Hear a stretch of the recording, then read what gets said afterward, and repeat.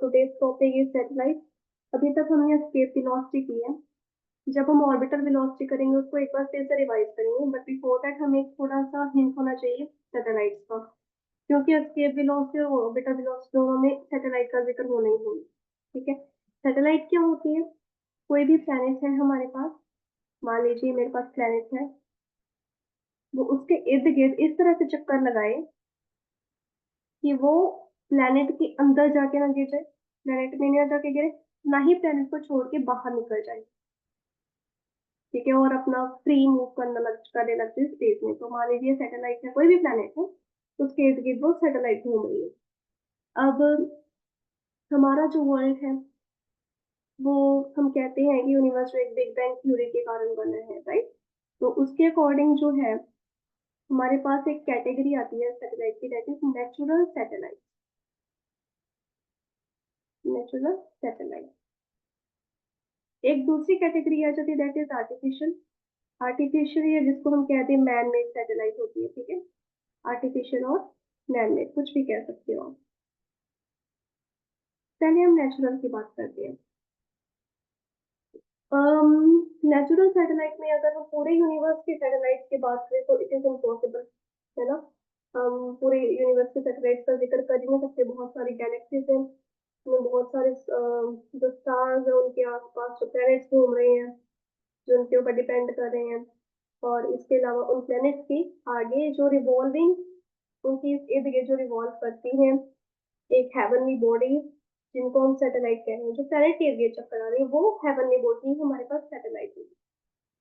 ठीक है, अब हमारे सोलर सिस्टम की बात करते हैं। हमारे सोलर सिस्टम में हमारे पास अर्थ है, हम अर्थ पे रह रहे हैं। तो अर्थ की अपनी एक सैटेलाइट है, natural satellite, that is moon. तो ये मेरे पास है मेरी खूबसूरत सी प्यारी सी धरती माँ। ठीक है, धरती माँ के इर्द गिर्द घूम रहे हैं हमारे पास चंदा मामा, जो कि धरती माँ ने इनको कंफ्यूज कर रखा है। करवा चौथ पे चंदा मामा सैया बन जाते हैं, बच्चों के लिए मामा रहते हैं। ठीक है, ये मून है which is the natural satellite. ठीक है, अब मून जो है अर्थ के इर्द गिर्द घूम घूम रहा है और एक पर्टिकुलर डिस्टेंस से घूम रहा है। और वो डिस्टेंस जब शुरुआत हुई थी इस पूरे यूनिवर्स की, उस वक्त जब मून था इससे काफी आगे था, मतलब कि मान सकते हैं यहाँ पर घूम रहा था अर्थ के इर्द गिर्द। तो ओवर मिलियंस ऑफ ईयर्स, है ना, millions of billions of years के बाद क्या है, हमें पता चलने लगा कि मून धीरे धीरे अर्थ से दूर जा रहा है, जिस कारण अर्थ के ऊपर भी थोड़ा सा इम्बैलेंस होता है और आगे भी इससे दूर होता जाएगा। ठीक है, जिस दिन मून बिल्कुल ही इसकी ऑर्बिट से, अर्थ की ऑर्बिट से बाहर निकल गया, इस तरह से बाहर निकल गया, तब क्या होगा? तब अर्थ से बहुत ज्यादा इम्बैलेंस होगा, क्योंकि मून और अर्थ की ग्रेविटी एक दूसरे को जो खींच के रखते हैं, उसके कारण में बहुत सी चीजें चल रही हैं अर्थ से। तो मेन पॉइंट क्या है, हमारे पास अर्थ के पास उसकी नेचुरल सैटेलाइट है मून। बहुत सारे प्लैनेट्स हैं हमारे सोलर सिस्टम का, जिसकी एक भी सैटेलाइट नहीं है। तो कुछ हैं जो कि 70-70, मतलब 70 तो नहीं मेरे ख्याल से, हाँ एक प्लैनेट है, अभी नाम नहीं याद आ रहा, उसकी है काफी सारी सैटेलाइट है उसकी, वो अपने इर्द गिर्द सैटेलाइट से ही भरा पड़ा है। ठीक?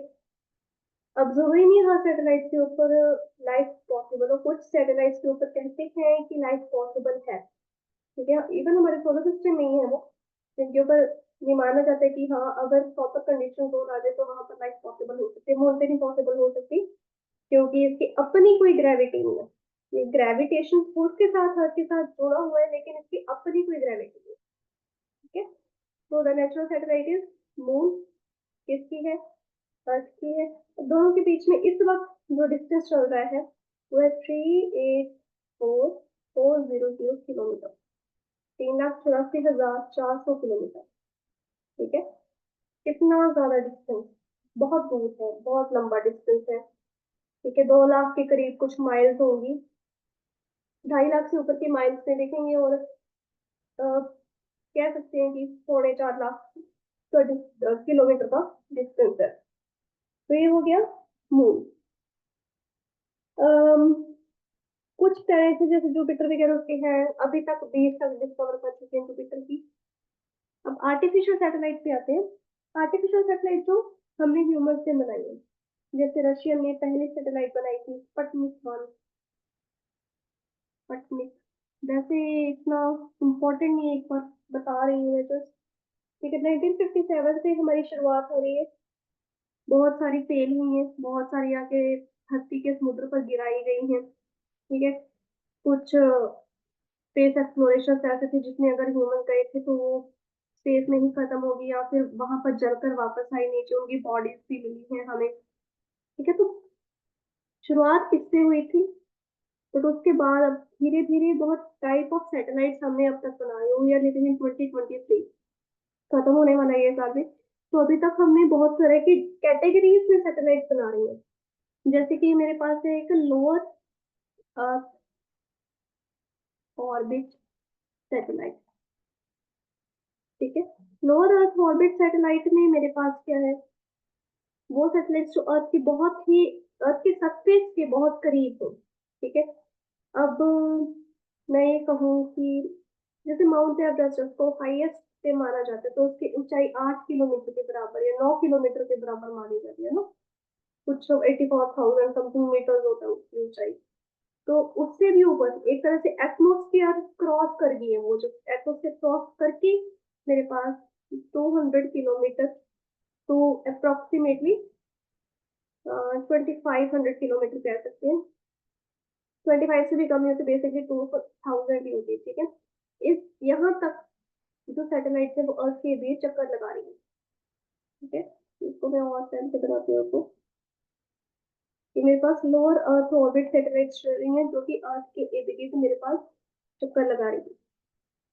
अब देखिए, अर्थ के करीब है, अपने सर्कुलर ऑर्बिट पे घूम रही है ना। जब ये सर्कुलर ऑर्बिट में घूम रही है तो इतनी करीब है कि वो अर्थ का चक्कर बहुत जल्दी कवर कर लेंगे। ठीक है, काफी तेजी से चक्कर कवर कर सकते, क्योंकि उन्होंने वो कोई डिस्टेंस नहीं कवर करना, एक्स्ट्रा डिस्टेंस। अब मून ने तो बहुत डिस्टेंस कवर करना है, इससे इसको 27.3 डेज सकते हैं एक चक्कर काटने के लिए। ये क्या करेगी, ये 2 आवर्स में, 2 आवर्स में 1 रेवोल्यूशन कंप्लीट कर लेगी। तो फिर 1 डे में कितने हो जाएंगे, 24 आवर्स में कितने हो जाएंगे, तो काइंड ऑफ अप्रोक्सीमेटली 12 रेवोल्यूशन कर लेगी। ठीक है, अगर हम वो लीफ वाला कंसिडर ना करें। ठीक है, तो ये होगी लोअर अर्थ ऑर्बिट, जो बिल्कुल सबसे नीचे की सैटेलाइट्स है, सिर्फ उनकी बात हो रही है। फिर आती है मिडल अर्थ ऑर्बिट।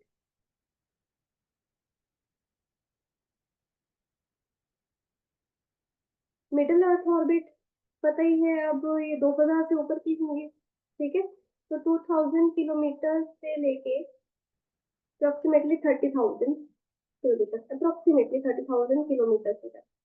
कुछ किताबों में क्या है, इसको 35,000 भी कंसिडर किया जाता है, और कुछ बुक्स में सिर्फ 20,000 तक रखा जाता है, क्योंकि 20,000 से लेके यहाँ तक की रेंज के बीच में बहुत कम सैटेलाइट मिलती है। ज्यादा सैटेलाइट मिलती है हमें इस रेंज में, 20,000 की रेंज में। ठीक है, तो थोड़ा ऊपर हो गया, यहाँ पर बना लेते हैं इसको। मेरे पास चल रही है मिडल अर्थ सैटेलाइट यहाँ पर। अब मिडल अर्थ सैटेलाइट है, इससे एक तरह से 1000 गुना ऊपर चली गई, 2000 से मानो 20,000 किलोमीटर के सेटल ऊंचाई पे, अर्थ के सरफेस से 20,000 किलोमीटर की ऊंचाई पे मेरे पास एक सैटेलाइट 1000 गुना ऊपर होगी। 1000 गुना ऊपर होगी तो उसकी रेवोल्यूशन पे फर्क पड़ेगा। ठीक है, एक तो वो थोड़ी बहुत ज्यादा फ्री हो रही है, उसके ऊपर अर्थ की ग्रेविटी का असर कम हो रहा है। ठीक है, तो इस चक्कर में इसका रेवोल्यूशन की स्पीड कम हो जाएगी, इसको ज्यादा चक्कर काटना पड़ रहा है, इसको कम चक्कर काटना पड़ रहा है, तो इसको ज्यादा डिस्टेंस कवर करना पड़ रहा है। ठीक है, तो इस चक्कर केस में मेरे पास जो ये सैटेलाइट है, ये 1 रेवोल्यूशन, ये करेगी 1 रेवोल्यूशन इन 12 आवर्स। ठीक है, तो 24 आवर्स में 2 रेवोल्यूशन हो जाएंगे, ये आप देखो 24 आवर्स में 2 रेवोल्यूशन हो जाएंगे। ठीक है, तो 2 रेवोल्यूशन इन 24 आवर्स अप्रोक्सीमेटली होता है। फिर आते हैं हमारे पास जो हमारा आज का बेसिक टॉपिक भी है, that is Jio stationery satellite.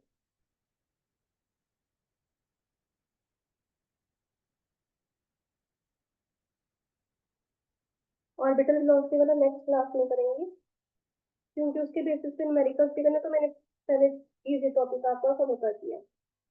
जो स्टेशनरी सैटेलाइट क्या होती है, वो सैटेलाइट जो अर्थ के इर्द गिर्द घूम रही है at a distance of approximately 36,000 kilometre.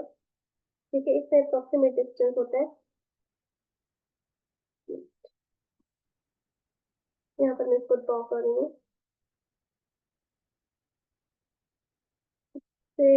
Kind of 2 Guna distance हो गया पहले वाली से, अप्रोक्सीमेटली 1.5 गुना या 2 गुना कह सकते हैं। यहाँ पर है मेरी जियो स्टेशन सैटेलाइट, अर्थ के सरफेस से अप्रोक्सीमेटली 36,000 किलोमीटर के डिस्टेंस पे ये चल रही है। ओके, अब इस सैटेलाइट का क्या काम है? अर्थ की रोटेशन कैसी है? West to east, the sun rises in east. हम जब अर्थ पे है हमें ये चीज उल्टी दिखती है, बट एक्चुअल में क्या होता है? अर्थ उल्टी घूम रही है। अर्थ घूम रही है वेस्ट टू ईस्ट। इसमें क्या करना है, जैसे जैसे अर्थ चल रही है वैसे वैसे ये चलेगी। यहाँ पर अर्थ का ये पॉइंट, मैं यहाँ पर खड़ी हूँ मुझे यहाँ दिख रही है, मैं यहाँ पर खड़ी हूँ मुझे यहाँ दिख रही है, यहाँ पर खड़ी हूँ मुझे यहाँ दिख रही है, बिल्कुल अर्थ के अलाउंग चलेगी। ठीक है, तो ये जो जियो स्टेशनरी सैटेलाइट चल रही है वेस्ट टू ईस्ट चल रही है, क्योंकि अर्थ भी वेस्ट टू ईस्ट चल रहा है, घूम रहा है। ठीक है, और ये पूरे 24 घंटे में एक चक्कर काटती है। यानी कि मैंने जहां से इसको लॉन्च किया, जहां पर ये पहुंच गई ना, वहां पर से मुझे दिखनी शुरू हो गई है। मान लो मैंने टेलीस्कोप लगा लिया, मैं इसको जब भी देखूंगी, सुबह दोपहर शाम रात आधी रात, जब भी देखूंगी मुझे वही पॉइंट पर ही मिलेगी, क्योंकि इसने कैसे घूमना है? अर्थ की एक्सिस के अलाउंग घूमना है, फर्स्ट ऑफ ऑल।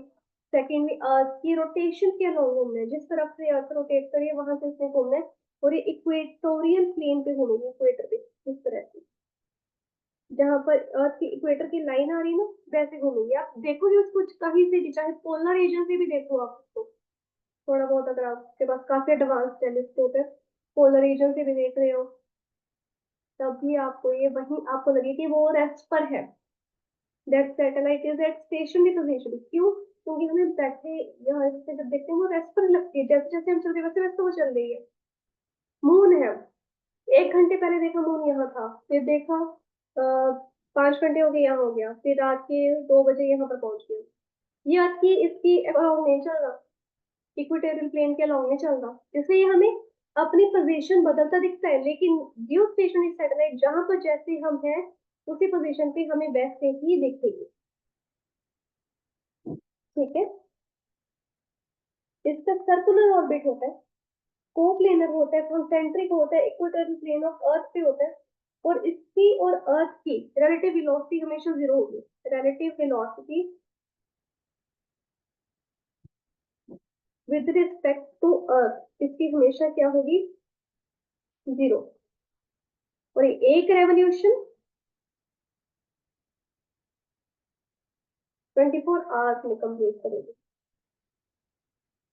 ठीक है, अब इसकी एक प्रॉपर डेफिनेशन है कि वो सैटेलाइट जो रिवॉल्व करती है around the earth in equatorial plane, उसकी सेम एंगुलर स्पीड होगी अर्थ जितनी, सेम डायरेक्शन होगी रोटेशन की, दैट ऑफ अर्थ। ठीक है, और अपनी ही एक्सिस के अलाउंग, मतलब कि अर्थ की एक्सिस के साथ साथ वो भी ऐसे ही घूम रही है। ठीक है, इसको जियो स्टेशनरी या इसको सिंक्रोनस, जियो सिंक्रोनस मत बोलते, जियो सिंक्रोनस अलग टर्म होती है। ठीक है, ये होती है सिंक्रोनस, सिंक्रोनस सैटेलाइट भी इसको कहा जाता है। अब इसकी हाइट हम कैसे निकाल सकते हैं? उसके लिए हमें ऑर्बिटल वेलोसिटी वाला टॉपिक देखना पड़ेगा। ठीक है, तो पहले ऑर्बिटल वेलोसिटी पे आते हैं, फिर वापस जियो स्टेशनरी पे आएंगे। ठीक है, तो उसकी एप्लीकेशन करेंगे, फिर हम एक पोलर सैटेलाइट के बारे में भी पढ़ेंगे। आर्टिफिशियल सैटेलाइट की एक और टर्म है हमारे पास, दैट इज पोलर सैटेलाइट। ठीक, अब हम शुरू करते हैं अगला टॉपिक, ऑर्बिटल वेलोसिटी। अब ये वेलोसिटी, ये वाला टॉपिक आपको ज्यादा इंटरेस्टिंग लगेगा। देखिए, जब भी हम एस्केप वेलोसिटी से शुरू करते हैं, मान लीजिए यहाँ से मैंने यहाँ के सरफेस से इस सैटेलाइट को लॉन्च करना है, मैंने पहले इसको काफी स्पीड से फेंका, फेल हो गई, यहाँ पर गिर गया, फिर इसको फेंका, वो यहाँ गिर गया, फिर इसको फेंका, फिर ये इलिप्टिकल पाथ पूरा कर गया। अब ये ऐसे घूम रहा है, ये कौन सी होगी? लोअर ऑर्बिट सैटेलाइट, ठीक है।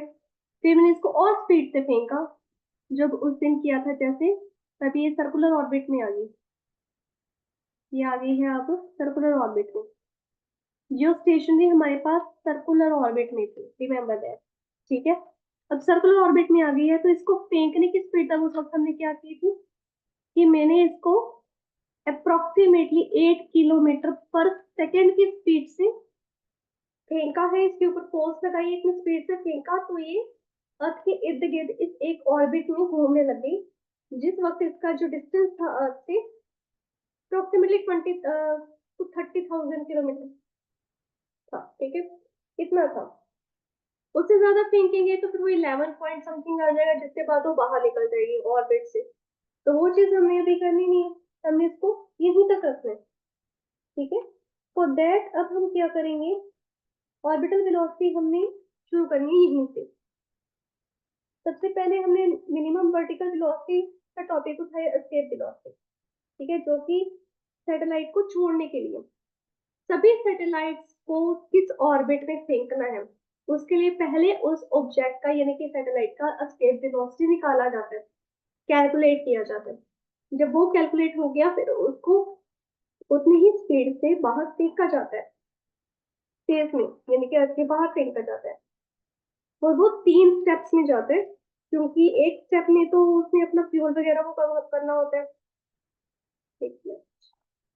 हाँ जी, एक स्टेप में तो क्या होता है उसका कि फ्यूल ना वो हो जाए, आई मीन टू से खत्म ना हो जाए बिल्कुल ही। तो एक उसका पार्ट जो होता है रॉकेट का इस तरह से होता है। आई होप तो जब हमारी वीडियोस चली थी चंद्रयान की, हम देखो चंद्रयान मंगलयान की, तो ये पीछे वाला पार्ट है वो निकल जाता है, फिर ये इतनी रह जाती है।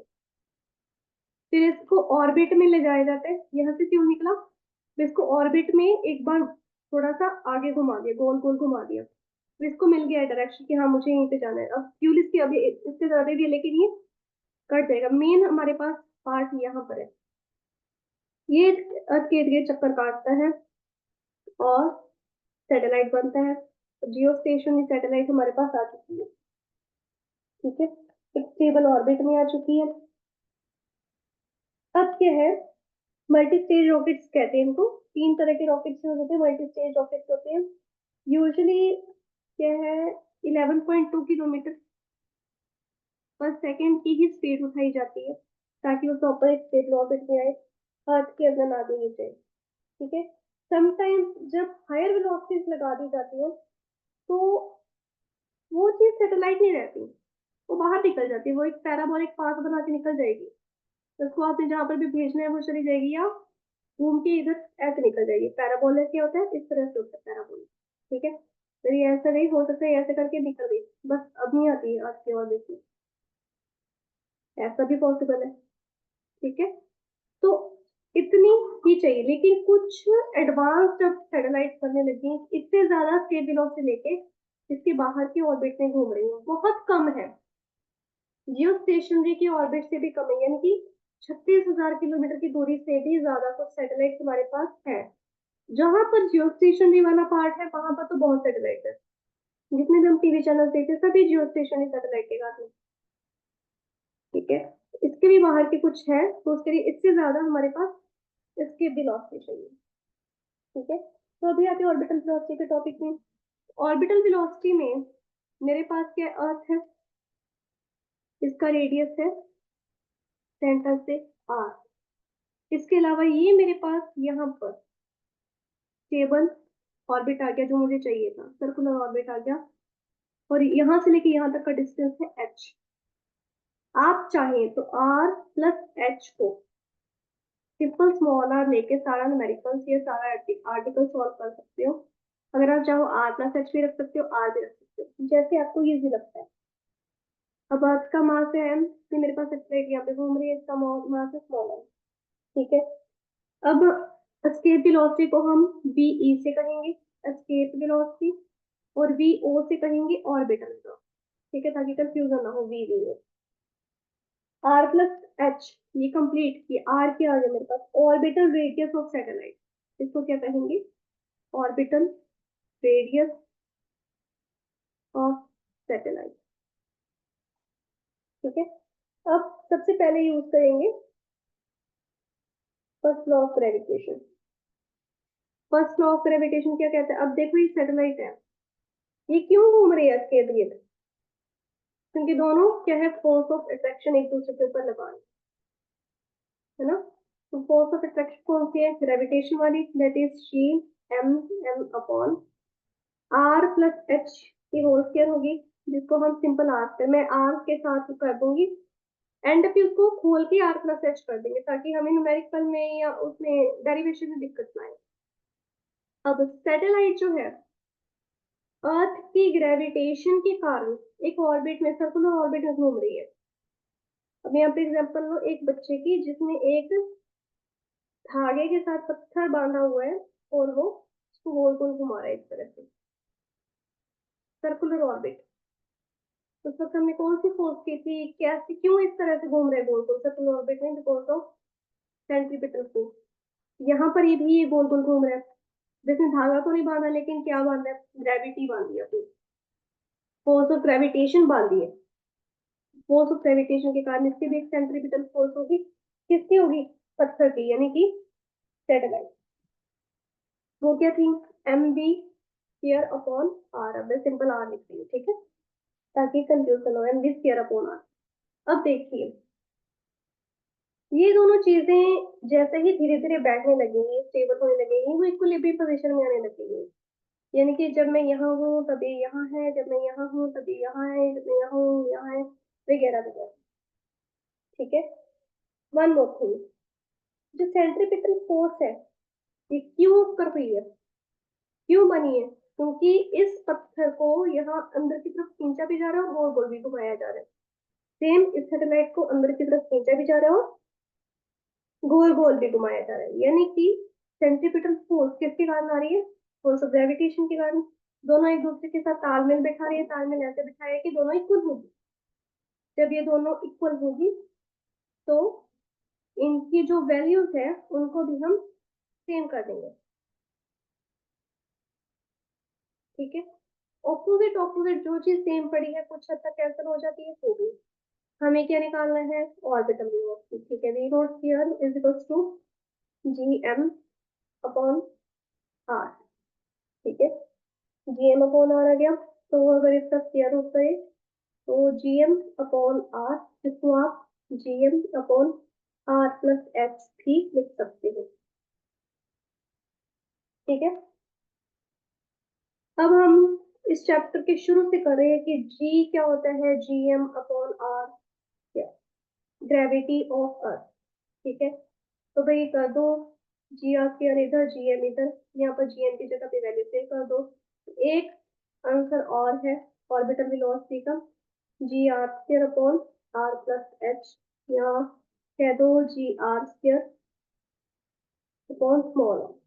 ठीक है, एक ये भी एक ऑल्टरनेटिव हमारे पास है आंसर। क्लियर हुआ है?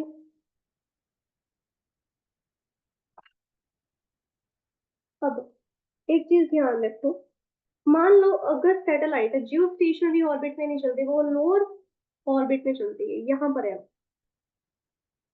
बड़े वाले में गई, छोटे वाले सबसे करीब वाले में, यानी कि 200 से 2000 किलोमीटर। मान लो 200 किलोमीटर पे है, यानी कि अर्थ के बहुत करीब है, बहुत ही ज्यादा करीब। जब ये इतनी करीब हो जाएगी तो क्या होगा? धरती पे आके गिर जाएगी? नहीं, हमारे पास तो लोअर ऑर्बिट की लॉस भी, हमने उसको स्टेबल रखा हुआ है। ऐसे केस में क्या होगा? हमारे पास, हमने एक कॉन्सेप्ट किया है कि मेरे पास यहाँ पर हाइट है ना, यहाँ पर हाइट है जो कि मैंने जियो स्टेशनरी सबसे ऊंची वाले के लिए की थी, उससे भी ऊंची है लेकिन मैंने जियो स्टेशनरी का किया। अगर मेरे पास लोअर ऑर्बिट सैटेलाइट आती है तो उसकी हाइट बहुत निग्लेजेबल होगी, भाई अर्थ के सरफेस से ऊपर चलेगी। अर्थ का रेडियस कितना है? 6400 किलोमीटर, उससे 200 किलोमीटर और चलेगी, कितना फर्क पड़ेगा? सिर्फ 600 हो जाएगा, ज्यादा कुछ फर्क नहीं पड़ेगा। तो यहाँ पर इफ द सैटेलाइट, ये एक पॉइंट है, is revolving very close to Earth's surface, H will be negligible, H completely negligible हो जाएगा, ठीक है। अब ऐसे केस में मेरे पास V नोट क्या है, GM अपॉन R हो जाएगा सिंपल। अब ये R वाली टर्म नहीं लगेगी, अब ये नहीं लगेगी, अब सिर्फ ये वाली लगेगी, और इसमें सिर्फ ये वाली। अगर जी आर स्केयर में देखना है तो जी आर स्केयर अपॉन आर, तो ये भी कैंसिल हो जाएगा और हमारे पास जी आर रह जाएगा। yes, that will be orbital velocity. Now it's time for the relation between orbital velocity and escape velocity, ठीक है। अब इन दोनों का रिलेशन करते हैं। देखिए ऑर्बिटल वेलोसिटी हमने अभी निकाला है, अंडर रूट जी आर, जब कब, when the satellite is close to earth surface, कब के लिए, तब के लिए जब सैटेलाइट के अर्थ के सरफेस के बहुत ही करीब है। तो उस वक्त ऑर्बिटल वेलोसिटी जी आर है, हमने अभी निकाला, ठीक है। एस्केप वेलोसिटी पिछले क्लास में किया था, क्या था, 2 GR। ये वैल्यू अर्थ के लिए सिर्फ अर्थ की वैल्यू लेनी है, हम सिर्फ अर्थ की बात कर रहे हैं, ठीक है। ऑर्बिटल वेलोसिटी भी हो सकते हैं कुछ प्लैनेट के लिए डिफरेंट हो, डिपेंडिंग अपॉन देयर ग्रेविटेशन, ठीक है, उसकी वैल्यू डिफरेंट आ सकती है, सबकी सेम नहीं आएगी। अब इन दोनों के बीच में रिलेशन क्या है, दोनों को डिवाइड कर देते हैं, बीई अपॉन बीओ। बीई क्या है, अंडर रूट 2 GR, बीओ क्या है, जीआर, जीआर के साथ जीआर कैंसिल किया, बचा under root 2/1। The ratio between BE and BO is under root 2:1, and if we have to find the relation between them, तो relation क्या होएगा, अंडर रूट 2 यानी कि बीई क्या है, अंडर रूट 2 टाइम्स बीओ से ज्यादा है, ठीक है। तो ये इनका रिलेशन आ गया। नाउ इसके साथ ही मिलता जुलता मेरे पास एक और टॉपिक है, that is the difference between escape velocity and orbital velocity, दोनों के बीच का डिफरेंस करना है। अब जब डिफरेंस करना है तो क्या करेंगे, बीई माइनस बीओ करेंगे, डिफरेंस का मतलब सब्ट्रैक्शन ही होगी, ठीक है। That is under root 2 GR minus under root GR, under root 2 common निकाल लो, that is GR minus GR, no no under root 2 नहीं कॉमन निकलेगा, भूल अंडर रूट GR कॉमन निकाल लो, अंडर रूट 2 माइनस 1, ठीक है। इसके साथ अंडर रूट 2, इसके साथ कुछ नहीं तो 1 आ गया। अब अंडर रूट 2 माइनस 1 कैसे निकालेंगे, अंडर रूट 2 की वैल्यू लिख दो 1.14, सबसे पहले जी की लिखो 9.8, इसकी होगी 6400 किलोमीटर, ठीक है। इसको अगर मीटर्स में कन्वर्ट करना हो, मीटर्स में कन्वर्ट कर देती हूँ क्योंकि मेरे पास मीटर पर सेकंड में है, तो एक किलोमीटर में 1000 मीटर हो गया ना, 1 2 3 ये मीटर आ गया। चलो 102 की जगह 1.414, अप्रोक्सीमेटली इतनी वैल्यू होती है, एग्जैक्ट नहीं है, अप्रोक्सीमेटली इतनी होती है। जब ये सारी चीजें आप कैलकुलेटर पे सॉल्व करोगे, अप्रोक्सीमेट वैल्यू आएगी 3.4 किलोमीटर। चलो किलोमीटर कर दिया मैंने, मीटर नहीं सीखा तो मीटर्स में रखो, किलोमीटर पर सेकंड आ जाएगा, इसको किलोमीटर में कन्वर्ट कर दोगे आप, ठीक है। तो लगभग इतनी वैल्यू हमारे पास आ जाती है, ठीक है। अब एक छोटा सा टॉपिक और है, time period, height and angular momentum of A satellite, but उसके लिए टाइम कम है। ये टॉपिक करके इसके साथ के न्यूमेरिकल्स करेंगे, और जो जियो स्टेशनरी का छोटा सा पार्ट रह गया वो करेंगे, ठीक है। अभी आ जाओ क्लास में।